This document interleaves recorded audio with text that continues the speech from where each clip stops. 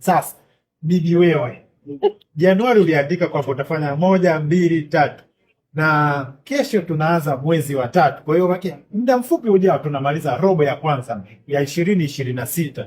Je, yale ambayo umeandika kuna angalau hata moja umeanza kulifanyia kazi au tukuache? Hapana, mimi usiniache kwanza. Kiukweli mimi namshukuru Mungu niliyoyaandika kwa mwezi Januari nimetekeleza na naendelea kupambana nayo.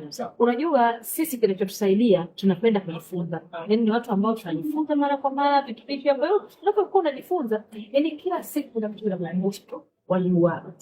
Na sisi pia kumbuka tunasaidia watu Charles. Na kama tunasaidia watu maana yake hatuwezi sema tusiache kufuatilia vile ambavyo tunafanya. Kwa sababu hata wale tunaowasaidia tutakuwa hatuna tatizo kuambia. Kwa sababu wewe ukiniambia unataka mtu aandika kitabu wewe unaandika kitabu. Kwa mtu kama malengo, wewe kama malengo.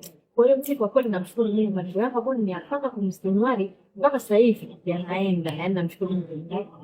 Kama nilivyopanga. Hilo ni jema sana. Nimuulize Mtanzania mwenzangu akiwemo mpiga picha, yeye aliyoyaandika Januari kuna ambayo anayafanyia kazi au amefunika ile diary na hata alikoiweka haikumbuki. Mimi nakusalimu, kumbuka ada ya timu ijayo inakuja.